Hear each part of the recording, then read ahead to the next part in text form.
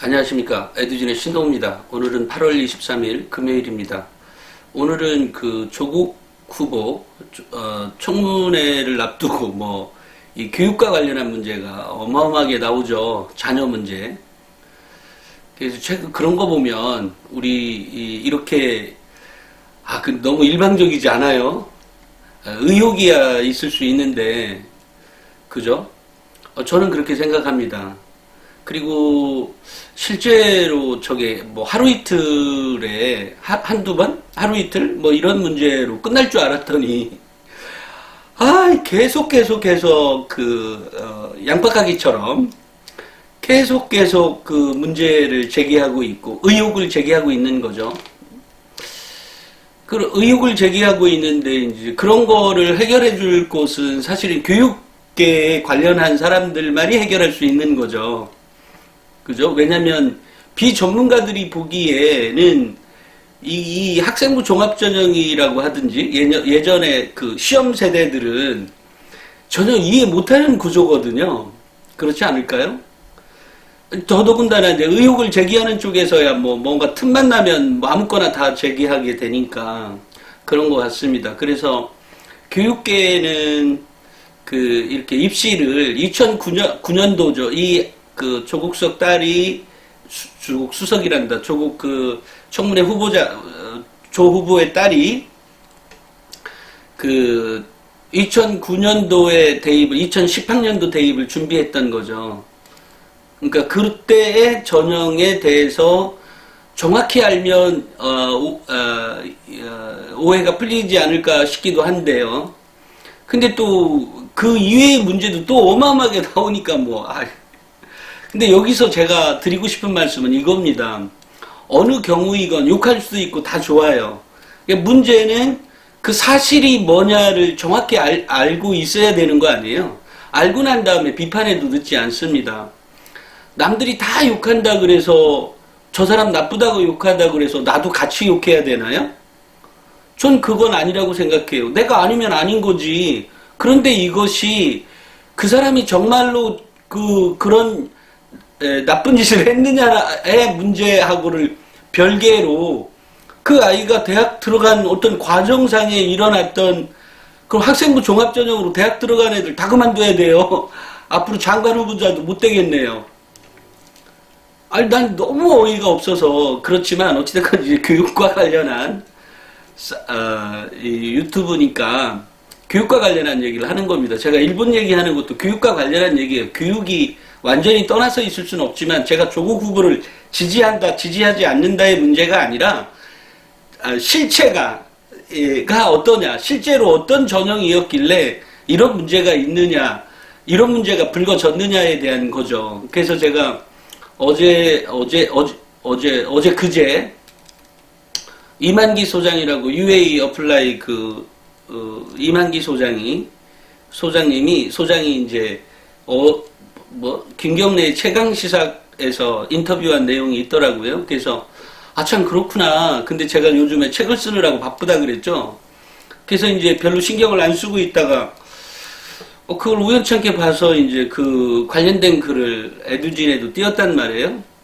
띄웠는데 거기에서 우리 채널이 여러 곳에 이렇게 나가거든요. 꼭 이렇게 블로그에서 가지고 가는 사람도 있고 또 뉴스에서, 그러니까 보통 이제 네이버에 검색되는 곳에서 저희 뉴스를 가지고 가는 곳도 있어요. 여러 곳에 또 나가는데 한 채널에 나갔던 이제 학부모들이 많이 보는 이제 그런 채널에 갔더니 그쪽 회사에서 연락이 왔다고 그래요. 어제 아침에 와가지고는 그거 너무 시끄럽고 사람들이 자꾸 댓글을 이상하게 달고 하니까 그거 뭐라고 하죠?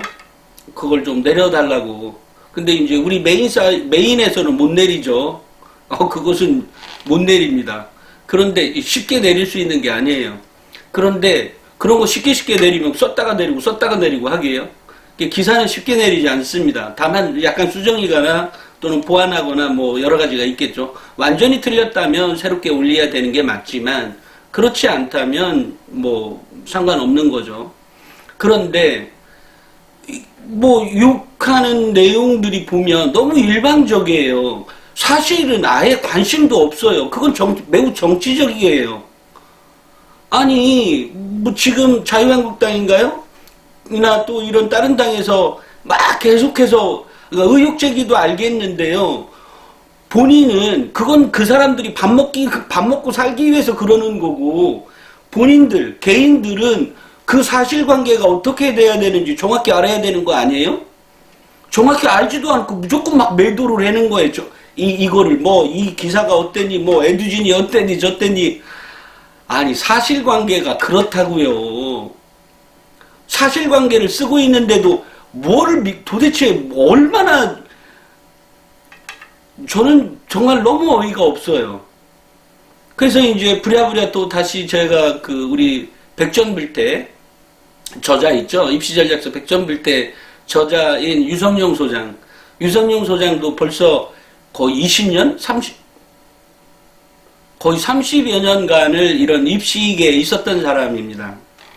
그러니까 이제 지식이나 어쨌든 내용이 이제 너무 그러니까 어제 아침에 제가 모 대학에 이제 방문하기 위해서 갔다가 가는 도중에 사무실을 오겠다고 했는데 제가 이제 외부에 나가 있으니까 뭐 그렇게는 안 됐고 그랬다가 오후에 이제 좀 이번에 참 조국 후보자 문제에 대해서 혹시 당시에 입시 전형에 대해서 입시 요강을 갖고 있느냐 그랬더니 있다는 거예요. 그래서 이제 입시 요강에 대해서 얘기를 하려고 합니다.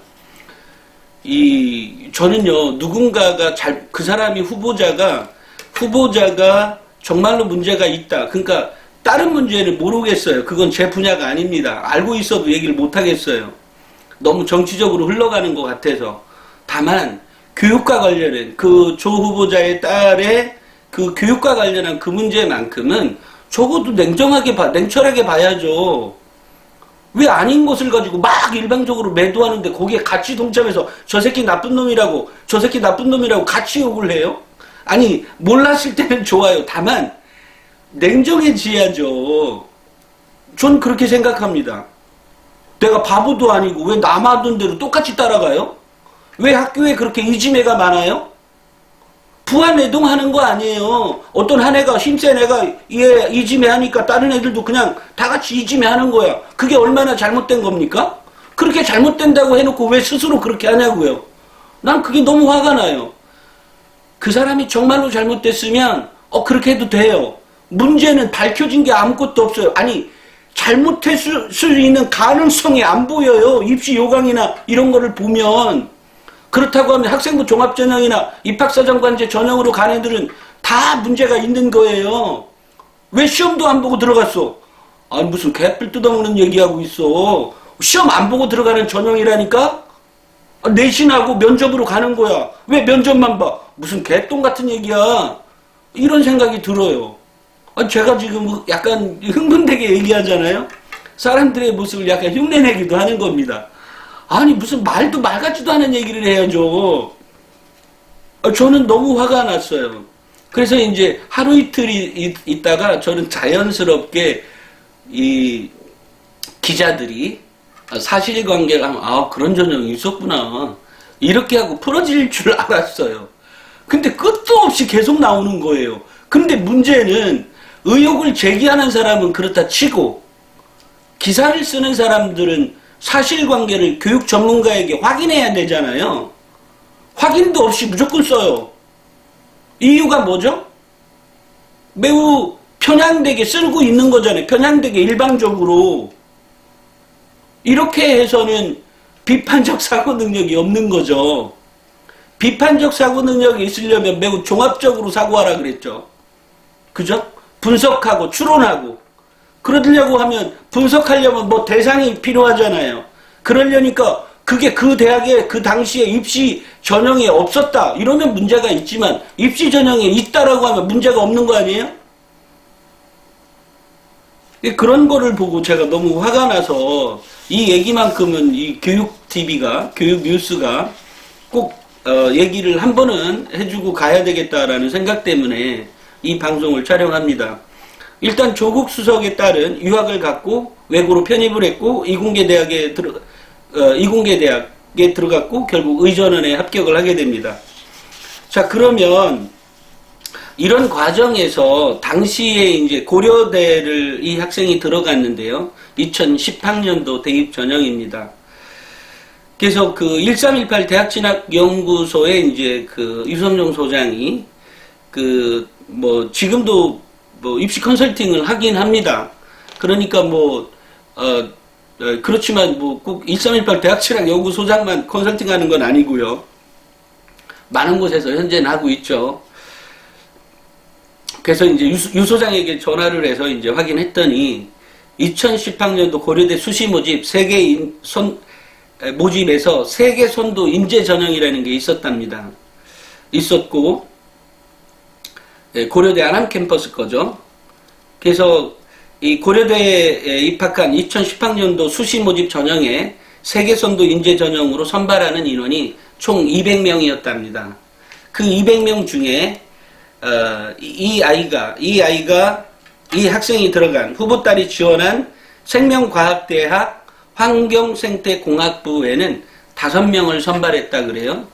그래서 그 중에 한 명으로 이제 대학에 입학을 하게 됩니다. 그러니까 이제 이 당시에 이 전형에서 지원 자격, 지금도 그 외국에서요 유학을 했는데 외국에서 유학을 하다가 이 중간에 들어오고 싶어하는 학생들이 꽤 있습니다. 근데 에듀진 뉴스를 인터넷으로 검색을 해서 미국이나 이렇게 뭐 독일이나 프랑스나 이렇게 간 학생들의 또 동남아도 있습니다. 그렇게 간 학생들 중에 학생이거나 엄마인 것 같아요. 아빠도 한 명 있었네요. 그러면 그렇게 이제 물어봅니다. 근데 제가 이제 예전에는 직접 컨설팅을 하고 있지 않았기 때문에 제가 이제 소개를 해줬죠. 이 누구누구 찾아가 봐라. 누구누구에 전화해 봐라. 뭐 이런 식으로요. 근데 어쨌든 이 당시에 그러려면 이제 이 지원 자격의 조건을 정확히 알아야 됩니다. 그래서 국내 고등학교 졸업자 또는 관련 법령에 의하여 이와 동등 이상의 학력이 있다고 인정된 자로서 아래 중 하나를 충족한 자, 토플, IBT 110, CBT 270, PBT 637점 또는 탭스 857점 이상 성적 제출자가 조건자인 거죠. 그 다음에 AP 세 과목 성적 제출자, 토플, 탭스, AP 성적은 2007년 9월 15일 이후 응시한 성적을 인정함. 너무 오랫동안 이제 텀이 있으면 안 되니까요. 그러니까 2년까지 유효기간을 둔 것 같네요. 그 다음에 2개 이상의 공인 제2 외국어 성적 자격증 제출자, 2011학년도부터는 세계 선도 인재 전형 특별 전형에서 AP 과정은 지원 자격으로 인정하지 않았다. 이렇게 되어 있습니다. AP 자격은 이제 2011학년도부터는 없어진 겁니다. 그래서 이제 학생 선발 방법은 1단계에서 어학 또는 AP 성적 40%, 학교 생활 기록부 서류 평가 60%로 모집 정원의 3배수를 선발한 다음에 2단계에서 1단계 성적 70%, 면접 30%로 해당 모집 인원을 선발했다. 이때 학교생활 기록부 서류 평가는 학교생활 기록부에 기재된 내용, 교과 및 비교과과 별도 제출한 모든 서류를 종합 평가하고, 이 당시에는 이제 포트폴리오나 뭐 이런 것들이 있었죠. 아이들이 준비한 실제로 내신 등급이 4등급인가 5등급이었는데 포트폴리오를 아주 잘 짠. 그래서 그 학생은 뭐였더라? 엄마 따라서 동대문 가가지고 걔는 무슨 디자인과였는데, 의류 디자인과였는데, 엄마 따라서 그 동대문 가서 봤던 가게의 풍경이나 이것을 다 스케치하고 초등학교 때 했던 것까지 제출한 아이도 있어요. 당시에. 나중에 이제 제가 2013년도 3학년도에 입학한 학생 중에 그런 아이도 그 당시에는 이제 포트폴리오 같은 걸 다 냈죠. 2단계 면접은 지원자 1명을 2인 이상의 면접위원이 한국어로 진행되며 외국어 능력, 에세이 작성 능력 포함을 테스트할 수 있다고 되어 있다. 그리고 면접에서는 개인별로 주제 발표 후 심층 면접을 실시하되 주제는 현장에서 제시한다고 밝혔다. 면접 평가 기준은 학업 성실성, 세계 문화 소양, 리더십, 의사소통 능력, 공선 사후 정신, 발전 가능성 등이 없다. 네. 그 다음에 지원자 제출 서류는 입학원서와 자기소개서이고 입학처에서 일괄 출력하므로 지원자가 제출할 필요가 없다. 세계 선도인재 전형은 2010학년도 수시 모집에서 처음 도입한 전형이고 이전인 2009학년도 수시 모집까지 실시했던 글로벌 인재 전형이 세계 선도 인재 전형으로 변경이 된 것으로 이제 우리가 추측하는 거죠. 그게 없어지고 이게 나왔으니까요. 이는 뭐 지원 자격으로 확인이 가능하다. 지원 자격이 같다는 거죠. 그 전에 글로벌 인재 전형이 이렇게 세계 선도 인재 전형으로 이렇게 바뀌게 된 것은 그 지원 자격에 전한 조건을 보면 그렇다는 겁니다. 2009학년도 수시 모집 글로벌 인재 전형의 지원 자격이 국내외 고등학교 졸업 예정자 또는 졸업자 또는 법령에 의하여 이와 동등한 학력의 소유자이고 외국어 성적은 같고 학생 선발 방법은 외국어 성적은 아까 얘기했던 뭐 토플, CBT 170점, IBT 10점, PBT 637점 또는 탭스 857점 이상인 자, AP 3과목 성적 제출자였고 학생 선발 방법은 외국어 성적이 54%, 54%,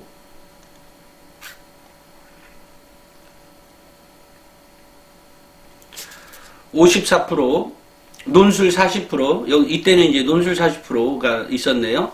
서류 4%로 이때는 자기소개서 제출은 없었다.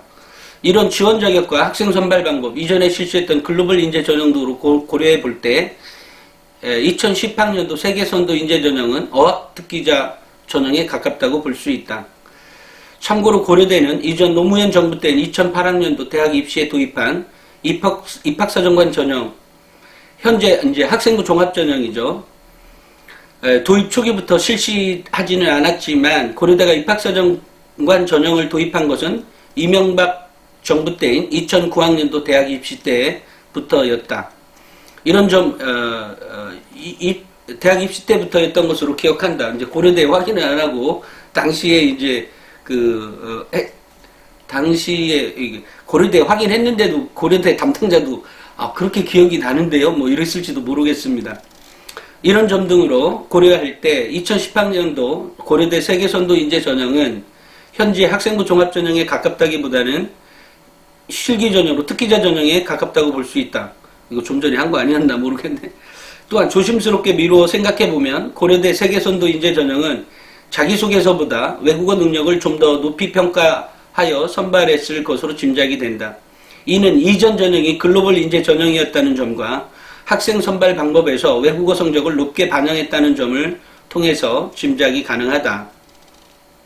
이에 10년 전 대학 입시 제도를 지금의 대학 입시 제도의 기준으로 평가하는 것에는 좀 생각을 해봐야 된다. 신중을 기해야 된다. 뭐 이런 얘기고요. 그래서 여기에서 보면 우리가 지금도 이제 특기자 전형이 있는 대학들이 있지 않습니까?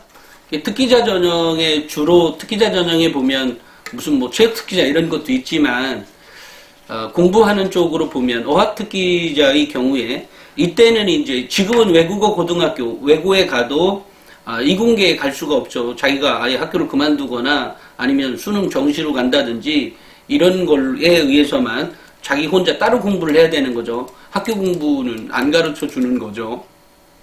과탐 같은 거는. 그러니까 근데 그때 당시에는 그런 게 뭐 너무나 많이 갔던 유형 중에 하나였기 때문이라는 거죠. 제가 이제 굳이 지금 이런 얘기를 하는 이유는 뭐냐면 입시 전형을 제대로 알고 있으면은 사실은 뭐 특별히 문제가 될 게 없어요. 다만 확인해 볼 필요는 있겠죠. 그게 그 정도가 아니라 모든 언론에 도배가 될 만큼 그렇게 나올 만한 문제냐. 의혹 수준이니까 그러면 청문회를 해보면 되는 거 아니에요. 당사자한테 확인해보고 아니면 제출해서 받고 그런 거잖아요. 그런데 이제 이것을 사실관계를 떠나서 무조건 매도하는 타이밍이니까 무조건 매도해야 된다? 이게 일본 애들하고 뭐가 달라요? 난 일본 애들이요. 전 일본 좋아합니다. 정말로 좋아해요. 좋아하는 부분이 있는 거죠. 하지만 지금처럼 아베 정권처럼 저런 식으로 또는 이 혐한이 저렇게 널리 퍼진다는 거 있을 수도 없는 얘기예요. 근데 제가 당시 30년 전에 유학했을 당시에도 저렇게 혐한까지는 아니었지만 사회적 암묵적으로 한국인을 비하하는 것은 조생진이라고 하는 표현을 들먹이면서 암묵적으로 이렇게 멸시하는 그런 게 있었거든요. 일본 애들. 근데 그것이 이제 책 출판이나 이런 걸로 완전히 이제 이 암묵적이 아니라 완전히 위로 부상이 된 거죠. 근데 그것이 옳다라고 생각하는 아주 지가 한국인을 봤어? 지가 BTS나 엑소나 또는 뭐 블랙핑크? 예. 블랙핑크나 이런 거 좋아하면서도 멸시를 한다니까요. 아주 웃기는 것들이지 않아요? 저는 이번에 뭐 그 정부에서 지소미아를 종료했잖아요. 종료를 한 거죠. 이제 이번 말 되면 그만하겠다 이런 거죠. 8월 24일인가요? 까지 통보를 하면 이제 끝나는. 그러니까 종료가 된다니까 지금 오늘 당장 파기라는 말은 이제 안 해. 인데 그게 아니라 종료를 하겠다는 거지 않습니까? 종료를 하겠다고 하는 거니까 뭐 그리고 또 조건도 붙였잖아요. 뭐 it's up to you죠. 네 맘대로 해. 네가 풀어주면 내가 이것도 좀 다시 한번 생각해 볼게. 이런 거잖아요. 이렇게는 해야죠. 국민들 가슴에 생채기 내고 저 일본 애들 저는요 요즘 보면 이런 생각이 들어요. 저는 여러분들은 대학교 때 장학금 받으셨어요? 또는 대학원 때 장학금 저 일본에서 유학할 때 장학금 받았습니다. 네. 장학금 지금 돈으로 따지면 한 6, 7천만 원 될 것 같은데요. 좀 더 될지도 모르겠습니다.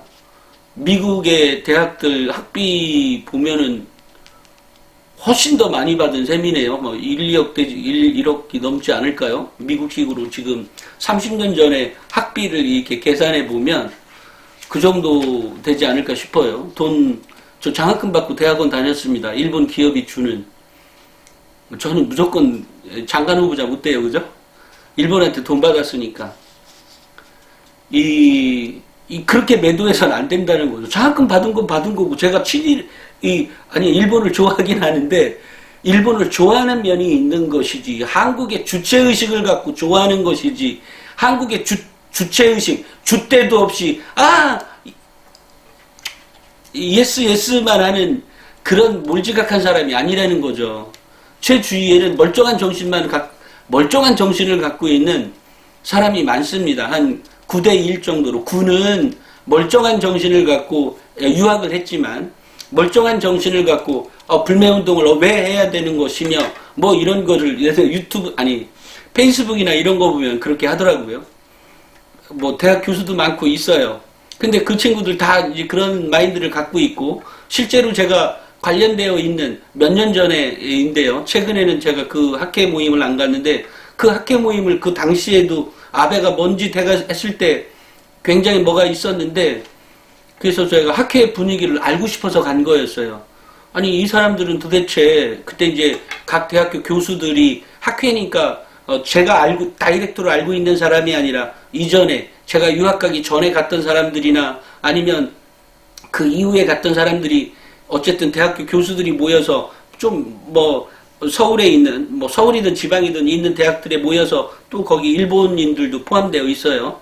이런 분들이 있어서 그 학회를 하는데 그 학회에서 지금도 이렇게 공지가 날라오거든요. 일본에서 이번에 논문 어떤 거 쓰면 이번 논문 발표를 할 건데 어떤 거 쓰면 이번에 논문 한 편당 얼마를 주고 100만 원을 주든 300만 원을 주든 이렇게 줄 거니까 이거 낼 사람 내라고. 그런데 그렇게 학회를 운영하고 있지만 실제로 그 사람들이 매우 멀쩡한 정신을 갖고 하고 있는 거예요. 그러니까 한국인에 대한 주체성을 갖고 일본인에 대해 일본 그에 뭐 돈 설령 돈을 받더라도 예를 들면 이런 친일 사관에 의해서 또는 식민 사관에 의해서 움직이는 것이 아니라 한국인의 주체적인 자주적인 정신을 갖고 그렇게 하고 있더라고요. 그래서 제가 제 주위에는 이렇게 멀쩡한 사람들만 있구나 이런 생각을 했습니다. 그렇지만 그렇지 않은 사람들이 있는 거죠. 뭐 이영훈 뭐 서울대학교 뭐 무슨 교수였다라 뭐 이런 것들 또는 이우연이 뭐 이런 애들 보면 웃기지도 않잖아요. 아니 왜 한국 땅에 왜 살아? 그렇지 않아요? 한국 땅에 살면서 그렇게 일본을 도와주는 얘기만 하고 있잖아요. 저는 또 일본을 뭐 지나치게 아닌 것을 가지고 또 매도하는 것도 별로 원하지 않습니다. 그렇다고 장학금 받아서 그랬다고요? 그런 거 아니고 원래 그런 거잖아요. 원래 사람이라는 게 양심이라는 게 있는 거고 도라는 게 있는 거잖아요. 뭐가 옳고 그른지는 판단할 줄 알아야 되는 거 아닙니까? 그런 생각이 들어요. 그래서 저는 예전에도 보면 왜 요즘에 아까 왜 조국 후보자의 딸 조국 후보 딸을 보면 또 이런 거 있잖아요. 뭐 장학금을 어떤 교수가 줘서 뭐 했다고. 저는 곧 대학교 때 공부를 워낙 안 해서요. 1학년 때 거의 뭐 낙제 수준이었습니다. 거의. 그리고 이제 군대 갔다 오고 나서 이제 조금씩 공부한 거죠. 그런데 이제 공부해서 어쨌든 뭐 최소한 요즘은 3.0이야 누구나 다 넘는지 모르지만 당시에 3.0 안 넘은 애들도 많았거든요. 근데 어찌됐건 3.28이었나 뭐 어쨌든 졸업할 땐 그랬어요. 어쨌든 전체적으로 성적이 썩 좋은 편은 아니었습니다. 그러니까 당연히 뭐 성적 장학금을 받아본 적이 없죠. 그러면 장학금을 안 받았냐? 장학금 받았습니다. 요번에도 보면 조국 후보 딸이 교수가 주는 장학금을 받았다는 거 아니에요? 너 공부할래 말래 뭐 이런 것처럼. 그 당시에 대학에서 주는 무슨 장학금이 있었는데 그것을 학과장이 정할 수 있었던 장학금이었던 모양이에요. 나중에 알고 보니까, 그러니까 제가 파악해 보니까. 근데 어떤 애가 매번 한 번은 성적 장학금 받고 그 다음에는 장학금을 안 받고 못 받고 그러니까 성적 장학금이죠. 못 받았는데 또 어떤 장학금이 나오고 뭐 이상한 무슨 장학금이 있었어요.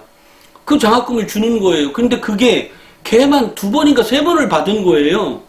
그래서 제가 이제 조교한테 가서 물었습니다.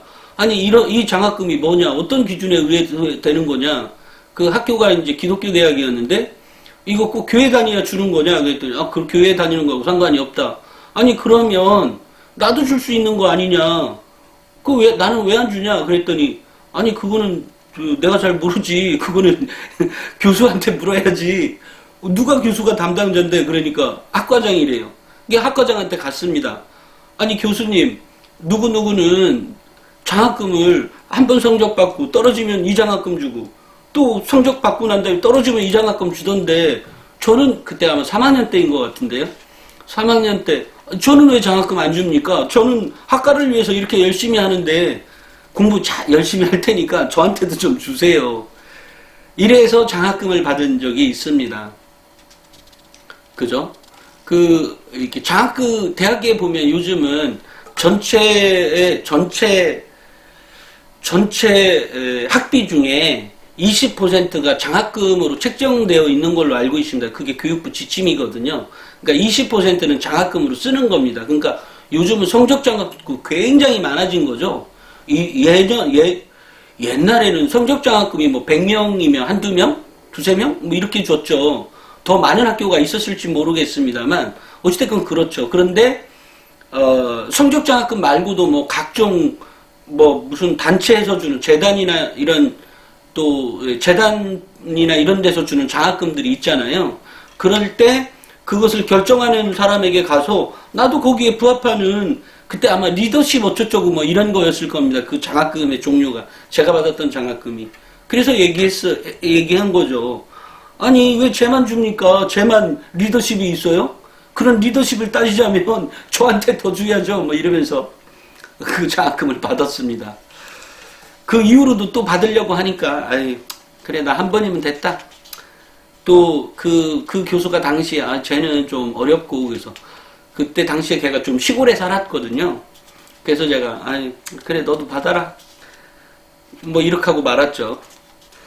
그래서 걔가 나를 그때 살짝 미워했나? 그랬는지도 모르겠네요. 물론 지금은 알고 지내는 사이입니다만 그거 나중에 확인해 봐야 되겠어요. 다음에 만나면. 어찌됐건 제가 오늘은 누군가를 질타하고 잘못을 지적할 때는 사실관계가 명확해야 되잖아요. 그리고 참, 이런 게 있네요. 우리 학부모님, 여기에 이번에 조국 후보 딸의 아까 영어를 잘하는 아이들의 전형이라 그랬잖아요. 요거에 읽혀야 돼요. 그 다음에 또 하나는 어쨌든 소논문 쓰고 간 거잖아요. 물론 에세이 정도예요. 세 페이지짜리. 그런데 그게 아까 어제 방송에서 얘기했듯이 제가 소논문을 썼다는 것도 중요하지만 그것보다도 이 아이의 갖고 있는 학업 역량을 보는 거거든요. 그러니까 학업 역량 안에 영어 능력도 당연히 포함되겠지만 영어 능력을 포함하면 학업 역량을 설명하기에 다른 애들 다 포기할 것 같아서 학업 역량만 얘기한 거고 영어 역량을 제가 어제도 따로 얘기를 하죠. 늘상 독서 역량도 따로 하고 그 안에 포함되는 아이의 어떤 문제의식에 대한 발견, 호기심인 거죠. 그런 호기심이 있어서 문제의식을 갖고 그것에 대해서 성적이나 수업 시간에 탐색해 가거나 또는 동아리 활동이나 또는 자율활동 시간에 탐색해 가는 거, 그리고 그것을 내가 했다 안 했다는 내가 고민했는지 안 했는지를 어떻게 알아요? 잘 모르죠. 잘 모르기 때문에 자기가 써서 선생님에게 제출해야 되는 겁니다. 그러니까 이런 문제는 이게 교육부에 들어가면 2015년도에 올려놓은 소논문 쓰기에 대한 내용이 나와요. 2015년도 소논문을 어떻게 써라라고 하면 중학교 아이들도 쓸 수 있는 내용들이에요. 무슨 대단한, 그러니까 한마디로 얘기하면 레포트는 그냥 있는 사실을 가지고 이렇게 정리하는 서론본론 결론만 들어가는 거잖아요. 그런데 이제 소논문의 형태는 앞쪽에 이제 연구 대상이 도대체 뭐고 이 근거를 댈 수 있는 내용들이 좀 더 들어가는 겁니다. 이렇게 해서 이제 글을 쓰는 건데요. 그러니까 좀 에세이죠. 그런데 여기에서 우리가 알 수 있는 것은 이게 학교에서 내가 뭔가의 의문을 갖고 질문을 스스로 질문을 던져보고 스스로 책도 찾아보고 스스로 여러 가지 활동을 통해서 한 것을 가지고 선생님이 그렇게 했다고 하고 이걸로 끝나면 선생님이 기록해 줄 수 있는 게 없는 거예요. 아니 얘가 이런 노력을 하고 있다는 건 기록해 줄 수 있지만 선생님이 본 적이 없어 네가 실제로 했는지 안 했는지를. 그렇기 때문에 이런 쬐끄만 한 페이지짜리든 두 페이지든 세 페이지든 저 이런 거 했습니다라고 제출까지 해야 됩니다. 해야 예전 같으면 이런 걸 뭐 조금 더 논문 형식을 갖췄다고 하면 소논문이라고 표현할 수 있지만 또다시 표현하면 레포트라고 표현할 수도 있고 다른 표현으로 얘기하면 또 에세이다라고 얘기할 수도 있겠죠. 다만 레포트는 있는 것만 어떻게 보면 짜깁기 해서 내기도 하잖아요. 그렇지만 논문은 자기의 언어로 다시 써야 한다는 게 차이가 있을 겁니다. 그죠? 그러니까 이런 게 바로 뭐냐면 바로 이것이 학업 역량인 거거든요. 학업 역량입니다. 또 하나는 영어 역량입니다. 제가 늘상 얘기하듯이 영어를 실제로 말하고 쓰고 할 수 있는 능력들이 필요한 거죠. 이러니까 제가 여기에서 꼭 이게 지금도 똑같이 존재하는 겁니다. 이게. 아니 이런 전형은 똑같은 전형은 없지만 대학이 요구하는 학업 역량이라는 건 변함이 없어요. 변함이. 다만 이전에 있었던 인성도 이제 구체적으로 요즘은 얘기를 하잖아요. 인성이 이렇다고. 그 당시에도 봤을 겁니다. 다만 인성이라고 하는 부분을 2019니까 2018, 2017, 2017년도에 아마 2017년도에 그 서울의 6개 대학이 뭐 인성, 전국적합성 발전, 인성 학업역량 전국적합성 발전 가능성에 대해서 발표한 게 2016년인가 17년인가 저도 헷갈립니다. 어찌됐건 그렇게 할 때 2009년도 당시에는 인성이나 이런 게 뭐 따로 들어가지 했는지 안 했는지 모르겠지만 설령 있었다고 해도 지금처럼 뚜렷하게 이렇게 좌표를 딱딱 찍어주지는 않았을 겁니다. 그러면 인성이라고 하는 부분이 어떻게 도드러지냐는 거죠. 요즘은 인성이 정말로 중요하죠. 회사에서도 제일 중요합니다. 인성이 왜 중요하죠? 요즘은 뭐 그죠? 인터넷이 어마어마하게 발달했잖아요. 내가 뭐 글 하나만 잘못 써도 뭐 그게 뭐 일파만파 막 퍼지잖아요.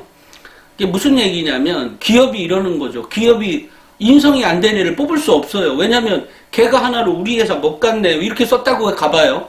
뭐가 어떠니 이러면서 썼다고 해봐요. 그 한 번으로 완전 작살나는 거잖아요. 그 회사. 그죠? 그런 거니까 인성이 매우 중요하게 볼 수밖에 없는 거죠. 인성은 그렇고요. 학업 역량은 아까 얘기했던 그런 겁니다. 그리고 여기에 학업 역량이 그런 것 플러스 이 학생이 갖고 있는 태도가 있는 거죠. 이 학생의 태도라고 하는 것은 집중력이 얼마나 있으며 얼마나 끈기가 있으며 또 얼마나 어떤 문제를 발견하면 얼마나 집요하게 그것을 파고 들어갈 수 있는 능력을 갖고 있으며 이런 능력들을 보는 겁니다. 그래서 학업 역량은 단순히 내가 공부를 잘했다고만이 들어가는 것이 아니라 잘하기 이전에 내가 어떤 태도를 갖고 있는 학생이냐는 것도 포함돼서입니다. 그러니까 학업 역량이 단순히 성적 내신이니 아니면 내가 역량이 뭐 이런 게 아닌 거예요. 아니 그것도 있는데 태도도 있는 거죠. 그러니까 그런 태도가 어디서 발견이 되냐? 왜 서울대는 독서 역량을 높게 쳐주냐? 바로 그러면 다른 대학은 독서 역량을 높게 안 쳐주냐? 아니라 다 높게 쳐줍니다. 다 높게 쳐주지만 서울대가 유독 더 그러는 이유는 그 능력이야말로 근본적으로 학문을 찾아가는 힘이라고 생각하고 있기 때문입니다. 그래서 독서가 매우 중요하게 생각하는 거죠. 아니면 중앙대나 한양대는 독서 능력을 안 따집니까? 아닙니다. 다 봅니다.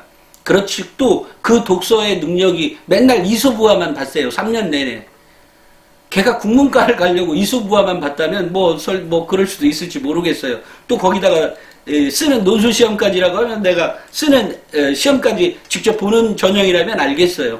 하지만 맨날 이소부화만 봤는데 그 애가 역량이 뛰어나겠어요? 아니 이소부화를 어떻게 쓸 수 있어요? 물론 이소부화만 봐서 쓸 수는 있지만 중요한 사실은 다양한 분야의 배경 지식이 필요한 거죠. 그래야 그게 더 잘 써지는 거잖아요. 그런 거하고 같습니다. 그래서 요번 아까 얘기했던 것처럼 영어 역량과 학업 역량만큼은 지금도 매우 중요하게 가장 중요하게 쳐다보는 전형이 학생부 종합전형입니다. 그렇기 때문에 영어 역량을 내가 영어 내신을 따기 위해서 또는 모의고사 성적을 위해서 이렇게 열심히 딴다. 물론 내신을 위해서 하는 건 좋은데 결국 자기가 학생부 종합전형으로 갈 것 같으면 그런 공부보다는 정말로 실제적인 공부, 영어 원서책을 본다든지 영어 말하기를 하는 뭔가를 한다든지 이런 것 또는 영어 말하기가 된다면 또 쓰기도 돼야 되겠죠. 이런 것들을 또 리스닝도 당연하겠죠. 이런 거를 제대로 한다고 하면 영어 점수 설령 그렇게 공부를 한다 해도 최종적으로 수능에 가서 영어 성적 갈 때 1등급, 2등급 찍습니다. 아니 1등급 거의 다 찍을 가능성이 높습니다. 그렇기 때문에 다만 이제 이 준비 기간이 필요한 거죠. 지금부터 고3인데 지금부터 또는 현재 재수하고 있는데 지금부터 내가 그렇게 공부한다 그러면 너무 늦죠.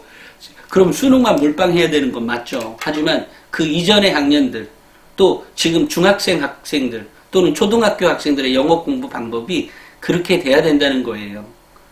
정말로 제대로 된 영어가 될 수 있게끔.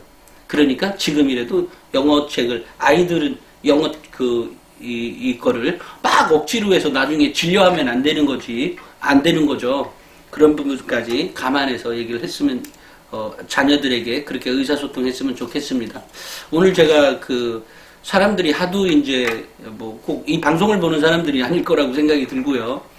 뭐 할 수도 있겠습니다만 우리가 사실관계는 정확히 파악하고 나서 그 사람이 이것이 잘못됐다 저것이 잘못됐다 이렇게 얘기할 수 있을지언정 사실관계는 파악하지도 않고 무조건 매도하는 꼭 조국 후보자의 뿐만이 아니라 다른 문제도 마찬가지입니다.